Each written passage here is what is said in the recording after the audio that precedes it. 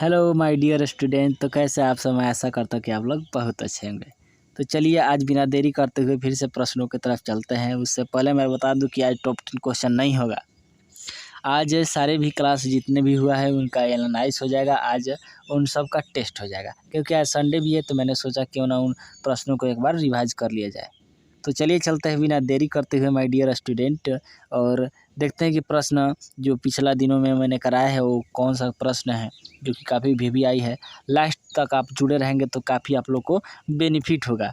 तो चलिए चलते हैं इन टेस्टों को हम अंजाम देते हैं। लिखा हुआ है माय डियर स्टूडेंट, टिबिया किसका भाग है? तो टिबिया किसका भाग है जल्दी से बताइए। टिबिया पैर का भाग है, और पैर शरीर का दूसरा बड़ा हड्डी है, ठीक ना। तो टिबिया शरीर का दूसरा बड़ा हड्डी है। चलिए अगला प्रश्न देखते हैं। लिखा हुआ है निम्न में कौन सी महाराष्ट्र की नृत्य शैली है? तो महाराष्ट्र की नृत्य शैली कौन है इनमें से बताइए जल्दी से। इसका राइट आंसर 3 हो जाएगा, लेजिम। चलिए अगला प्रश्न देखते हैं। अगला प्रश्न है क्लोरोफार्म का सूत्र क्या है? क्लोरोफार्म का सूत्र क्या है? तो इसका सूत्र है CH, ये नहीं होगा, CHCl3 होगा। तो बी आंसर हो जाएगा। तो क्लोरोफार्म का सूत्र क्या है? तो CHCl3। चलिए अगला प्रश्न देखते हैं। भारत के किसी राज्य के राज्यपाल की नियुक्ति कितनी वर्ष के लिए होती है? तो यानी राज्यपाल की जो चयन होता है कितने वर्ष के लिए होता है? एकदम 5 वर्ष के लिए होता है। अगर कहें मुख्यमंत्री की तो वो भी 5 साल का, राज्यपाल का करे तो वो भी 5 साल का। चलिए चलते हैं। लिखा हुआ है उत्तरी ध्रुव पर पहुंचने वाले प्रथम व्यक्ति कौन थे? तो उत्तरी ध्रुव पर पहुंचने वाला प्रथम व्यक्ति है रॉबर्ट पियरी। लिखा हुआ है माउंट एवरेस्ट पर चढ़ने वाले प्रथम महिला जुनको ताबेई किस देश की है? तो माउंट एवरेस्ट पर चढ़ने वाली प्रथम महिला कौन है? तो जुनको ताबेई हैं। तो जुनको ताबेई हैं, वो महिला हैं। तो यानी किस देश की हैं? तो वो हैं जापान की। चलिए अगला प्रश्न देखते हैं। आप लोग भी कमेंट कीजिए माय डियर स्टूडेंट कि मज़ा आ जाए। सबसे बड़ा महाद्वीप कौन है? तो जल्दी से बताइए। सबसे बड़ा महाद्वीप है एशिया महाद्वीप। तो इसका राइट आंसर है 4। चलिए अगला प्रश्न देखते हैं। अगला प्रश्न लिखा हुआ है आपके सामने। तो भारत में खारे पानी का सबसे बड़ी झील कौन सी है? तो इसका ऑप्शन नहीं है, लेकिन हम बता दें कि भारत में खारे पानी का सबसे बड़ी झील है चिल्का झील। चिल्का झील जो कि कहाँ है? उड़ीसा में है। तो इसका राइट आंसर हो जाएगा चिल्का झील, जो कि भारत की सबसे बड़ी खारे पानी की झील है। चलिए अगला प्रश्न देखते हैं आपके सामने। अगला प्रश्न आपके सामने लिखा हुआ है गुजरात में पहली बार जजिया कर लागू करने वाला शासक कौन था? अहमद शाह प्रथम। इसका राइट आंसर हो जाएगा ए। अब चलिए अगला प्रश्न देखते हैं। आपके सामने लिखा हुआ है लिपुलेख दर्रा किस राज्य में स्थित है? तो लिपुलेख दर्रा कहाँ स्थित है? तो जल्दी बताइए। ये है उत्तराखंड में स्थित है। तो इसका राइट आंसर हो जाएगा बी। चलिए अब अगला प्रश्न। चलिए दोस्तों, तो अगला प्रश्न आपके सामने है, और ये सारे प्रश्न काफ़ी वीवीआई हैं। आप लोग हमारे साथ जुड़े रहें और अंत तक इसका फ़ायदा उठाएं। तो चलिए चलते हैं। तो इसका राइट आंसर क्या हो जाएगा? जलियांवाला बाग हत्याकांड कहाँ हुआ था? तो इसका राइट आंसर पंजाब, यानी पंजाब में कौन सी जगह? तो अमृतसर में, अमृतसर।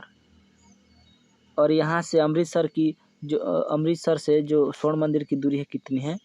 तो वो है 25 किलोमीटर। 25 किलोमीटर में है स्वर्ण मंदिर। अगला प्रश्न चलिए देखते हैं। अगला प्रश्न कह रहा है आपके सामने है, लिखा हुआ है लौह स्तंभ यानी किस नाम से जाना जाता है? तो कृति स्तंभ के नाम से भी जाना जाता है। तो वो कहाँ है? तो महरौली। यानी महरौली कहाँ है? तो दिल्ली में है।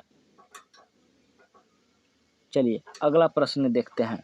अगला प्रश्न कह रहा है ओटथुल्लल नृत्य किस राज्य की है? तो ओटथुल्लल नृत्य है केरल की। तो इसका राइट आंसर डी हो जाता है। अब अगला प्रश्न चलते हैं। लिखा हुआ है my dear student, vitamin A का रासायनिक नाम क्या है? तो विटामिन ए का रासायनिक नाम है रेटिनॉल। ठीक है। चलिए अगला प्रश्न देखते हैं। देखिए लिखा हुआ है, 5वां प्रश्न है, कौन सा स्मारक बादशाह औरंगजेब के बेटे आजम शाह द्वारा बनाई गई थी। औरंगजेब का बेटा कई गो थे, तो 5 थे। 5 तो थे, तो उन्हीं में से एक है आजम शाह। तो आजम शाह बीवी का मकबरा बनवाया था। चलिए अगला प्रश्न देखते हैं आपके सामने। अगला प्रश्न आपके सामने, तो उत्तर रेलवे की पहली भारतीय महिला इंजन चालक कौन है। तो उसी दिन हमने बताया था, लक्ष्मी लकड़ा। लक्ष्मी लकड़ा बहुत ही गरीब परिवार से थी। प्रश्न कह रहा है, 7 नंबर प्रश्न है, निम्न में कौन सा शब्द भारत के संविधान की प्रस्तावना में शामिल नहीं है। तो इसका राइट आंसर हो जाता है आस्था। धर्म भी शामिल है, समाजवादी भी शामिल है, धर्मनिरपेक्ष भी शामिल है, लेकिन आस्था शामिल नहीं। चलिए अगला प्रश्न देखते हैं। अगला प्रश्न है आपके सामने। अगला प्रश्न आपके सामने लिखा हुआ है, रक्त का कौन सा घटक रक्त के थक्के बनाने में मदद करती है। तो इसका राइट आंसर हो जाता है प्लेटलेट्स।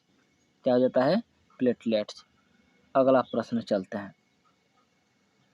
लिखा हुआ है, किस देश के साथ चीन की सीमा रेखा सबसे लंबी है। सबसे लंबी है, कितनी है। तो 22,100 किलोमीटर की जो सीमा रेखा है लगती है। तो किसके साथ, तो मंगोलिया के साथ। तो चीन की सब सीमा रेखा सबसे लंबी है मंगोलिया के साथ। चलिए अगला प्रश्न देखते हैं। लिखा हुआ है, हीराकुंड बांध किस नदी पर स्थित है। हीराकुंड बांध, तो ये है महानदी पर स्थित। हीराकुंड बांध किस नदी पर स्थित है, तो महानदी पर स्थित है। अगला प्रश्न देखते हैं। चलिए अगला प्रश्न लिखा हुआ है, मिस वर्ल्ड का खिताब जीतने वाली पहली भारतीय और एशियाई महिला का नाम क्या है। तो उसका नाम है, बताइए जल्दी से, ये है रीता फारिया। मिस वर्ल्ड की खिताब जीतने वाली क्या है, यह पहली भारतीय महिला है, जो कि क्या है, एशियाई की है। चलिए अगला प्रश्न देखते हैं। लिखा हुआ है, काजीरंगा नेशनल पार्क कहाँ स्थित है। माय डियर स्टूडेंट, तो है असम में स्थित। चलिए अगला प्रश्न देखते हैं बिना देरी करते हुए। लिखा हुआ है, लोकसभा का पहला स्पीकर कौन है। तो इसका राइट आंसर क्या हो जाएगा, जीवी मावलंकर। क्या हो जाएगा, जीवी मावलंकर। अगला प्रश्न लिखा हुआ है, किस विटामिन की कमी के कारण रतौंधी होती है। तो रतौंधी होती है किसके कारण, तो ए के कारण। तो यानी ए के कारण होती है ब्लाइंडनेस। ब्लाइंडनेस होती है ए के कारण। तो चलिए अगला प्रश्न, इसका राइट आंसर हो जाएगा विटामिन ए। चलिए अगला प्रश्न लिखा हुआ है, विश्व का सबसे बड़ा खिलने वाला फूल कौन सा है। माने सबसे बड़ा खिलता है, उसका क्या नाम है। तो इसका नाम है रिफ्लेशिया अर्नोल्डी। Right answer 3। चलिए अगला प्रश्न। अगला प्रश्न कह रहा है, योजना आयोग के पहले अध्यक्ष कौन थे। तो योजना आयोग के पहले अध्यक्ष थे, जो कि प्रधानमंत्री होते हैं, वही योजना आयोग के अध्यक्ष होते हैं। तो इसका राइट आंसर क्या हो जाता है, जवाहरलाल नेहरू। जवाहरलाल नेहरू। तो इसका राइट आंसर हो जाएगा जवाहरलाल नेहरू, क्योंकि यही प्रथम प्रधानमंत्री थे, इसलिए योजना आयोग के प्रथम अध्यक्ष यही होंगे। चलिए अगला प्रश्न देखते हैं बिना बात करते हुए। लिखा हुआ है, नरेंद्र मोदी भारत के कितने नंबर के प्रधानमंत्री हैं। तो जल्दी से बताइए, नरेंद्र मोदी भारत के डैश डैश प्रधानमंत्री, तो कितने में, तो 14वें। कितने, तो 14वें। चलिए अगला प्रश्न देखते हैं। अगला प्रश्न कह रहा है, ओजोन की परत वायुमंडल की किस परत की से मतलब ओजोन की परत वायुमंडल की किस परत पर है, स्थित है। तो इसका राइट आंसर क्या हो जाएगा बाबू, तो इसका राइट आंसर हो जाएगा 3 स्ट्रेटोस्फीयर। स्ट्रेटोस्फीयर के सामने।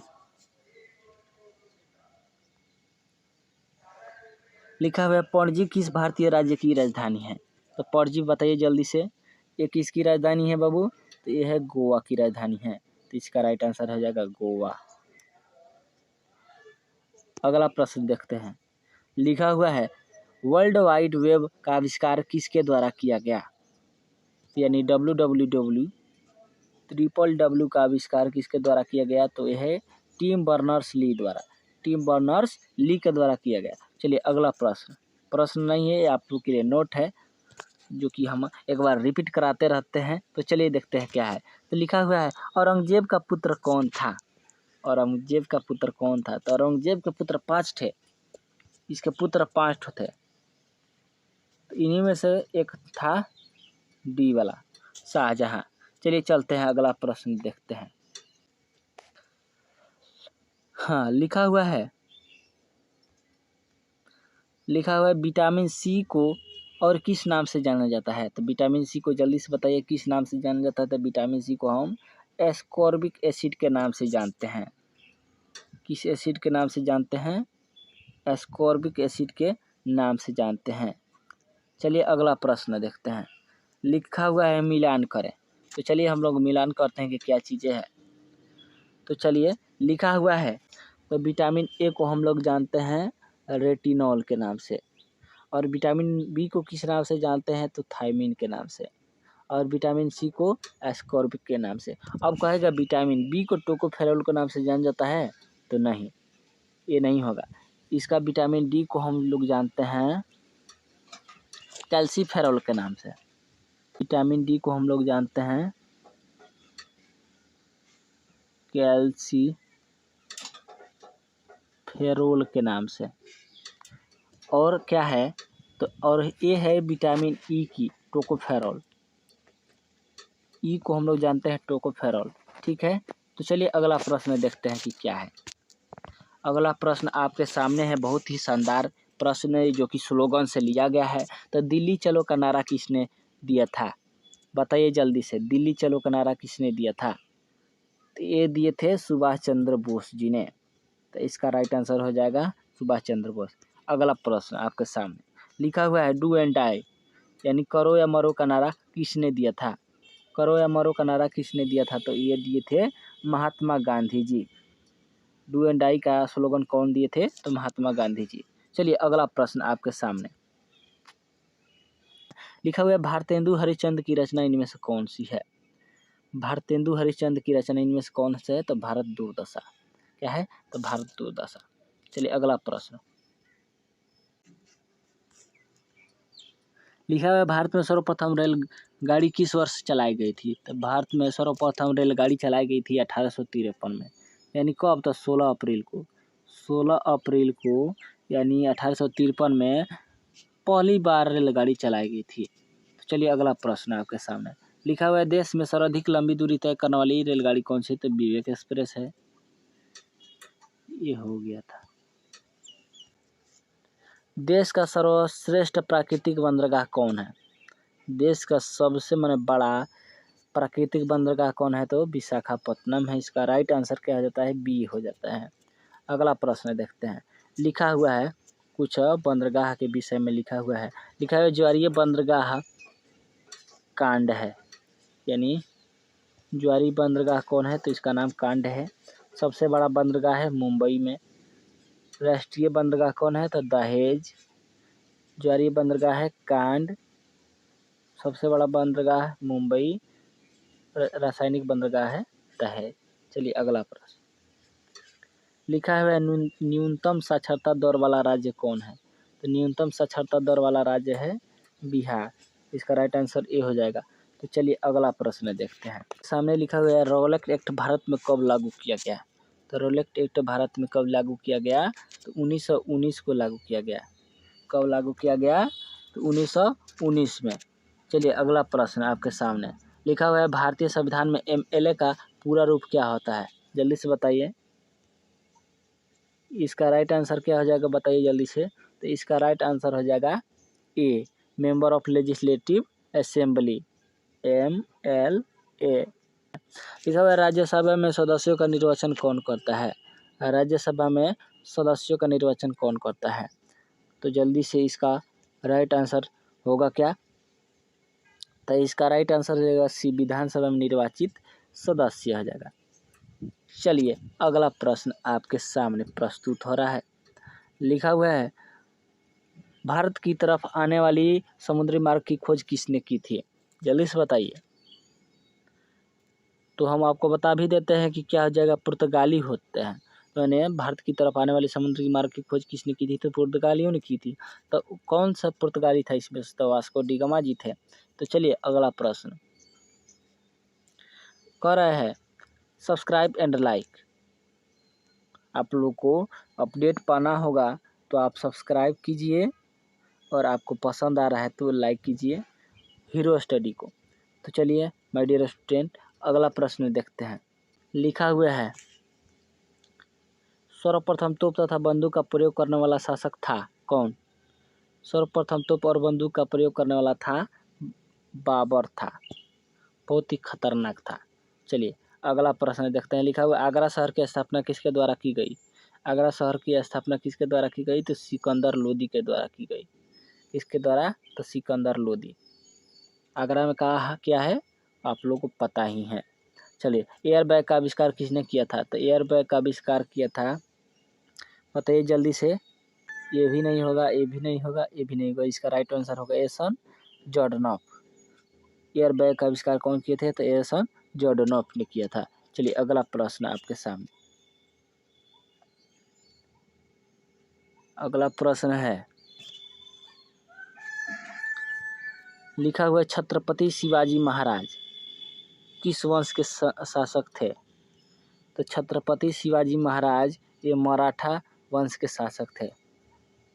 चलिए अगला प्रश्न देखते हैं। लिखा है मानव की खोपड़ी में कितनी हड्डियां होती है? मानव की खोपड़ी में 28 हड्डियां होती है। कितनी होती है? 28 हड्डियां होती है। चलिए अगला प्रश्न आपके सामने। लिखा हुआ है 1997 में विश्व सुंदरी का खिताब किसने जीता था? तो 1997 में विश्व सुंदरी मिस वर्ल्ड का खिताब कौन जीता था? तो जीती थी डायना हेडन। कौन थी? तो बी आंसर हो जाएगा डायना हेडन। और चलिए अगला प्रश्न देखिए। लिखा हुआ भांगड़ा नृत्य किस राज्य में लोकप्रिय है? तो भांगड़ा नृत्य है पंजाब में लोकप्रिय है। चलिए अगला प्रश्न देखते हैं।